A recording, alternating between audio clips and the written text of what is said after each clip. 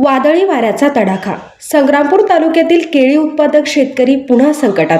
संग्रामपूर तालुक्यात काल झालेल्या वादळी वाऱ्यामुळे केळी उत्पादक शेतकऱ्यांचे मोठ्या प्रमाणात नुकसान झाले असून अनेक ठिकाणी केळीची बाग जमीनदोस्त झाल्या आहेत. यामुळे केळी उत्पादक शेतकरी पुन्हा एकदा आर्थिक संकटात सापडला आहे. तसेच वरवड जळगाव जामोद मार्गावरील विविध ठिकाणी झाडे कोसळल्याने काही काळ वाहतूक ठप्प झाली होती. यापूर्वी 22 मार्च रोजी तालुक्यात अवकाळी पाऊस, गारपीट आणि वादळी वाऱ्याने मोठे नुकसान केले होते. त्या नैसर्गिक आपत्तीत गहू, कांदा, हरभरा, मका आणि केळी या पिकांचे मोठ्या प्रमाणात नुकसान झाले होते. मात्र अनेक शेतकऱ्यांना अद्यापही नुकसान भरपाई मिळालेली नाही.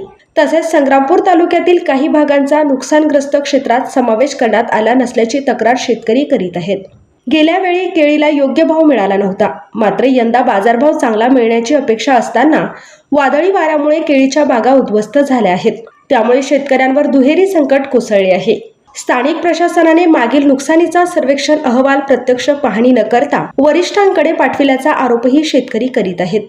सावळा, अकोली, चांगेफळ, निवाणा, रुधाना, वकाना, शेतखेडा, पळशी, झाशी, बावनवीर, टुनकी, सोनाळा, काकणवाडा तसेच तालुक्यातील इतर अनेक गावांमध्ये केळीसह विविध पिकांचे मोठ्या प्रमाणात नुकसान झाल्याचे समोर आले आहे. नुकसानग्रस्त शेतकऱ्यांनी प्रशासनाकडे तातडीने पंचनामे करून नुकसानग्रस्तांना आर्थिक मदत देण्याची मागणी केली आहे.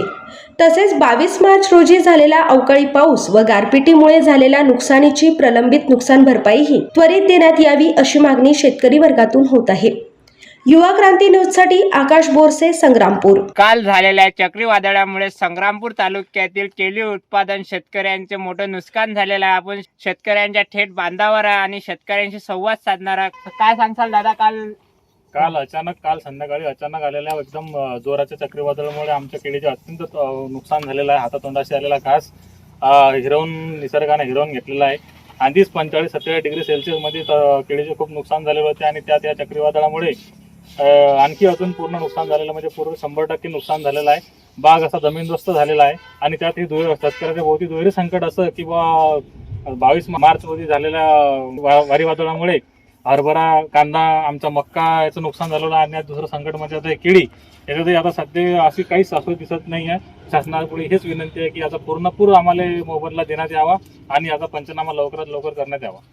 22 मार्च रोजी झालेला होता, त्यातील काही संबंधित अधिकाऱ्यांनी तुमच्या बांधावर येऊन सर्वे केले नाहीत का? नाही, आमच्या शहरात कोणी पंचनामा करायला आले नाही आणि कोणते पंचनामे झालेले नाही. अद्यापही त्या 22 मार्चची तुम्हाला नुकसान भरपाई मिळाली नाही. नुकसान भरपाईचं दूरच राहिलं, पण पंचनामेच झालेले नाहीत अजून. आणि अजूनही कालपासून केळीचे एवढे जमीनदोस्त झाले, खूप झाडं पडले, अजूनही कोणते पंचनाम्याचं कोणी इथं आलेलं नाही. तर आता तुमची काय मागणी राहील? आमची हेच मागणी राहील की याच्यात लवकरात लवकर पंचनामे करावे आणि जो काही पूर्ण मोबदला असेल तो लवकरात लवकर आमच्या शेतकऱ्याला देण्यात यावा. शेतकऱ्यांवर दुहेरी संकट असल्यामुळे शेतकरी अत्यंत नाराज आणि पुढे पेरण्या पाण्याचे दिवस असल्यामुळे शेतकऱ्यांवर दुहेरी संकट असल्यामुळे शेतकऱ्यांना लवकरात लवकर संबंधित अधिकाऱ्यांजोडून पंचनामे करून शेतकऱ्यांना तात्काळ नुकसान भरपाई मिळावी अशी शेतकऱ्यांची मागणी आहे. युवा क्रांतीसाठी मी आकाश बोरसे, संग्रामपूर.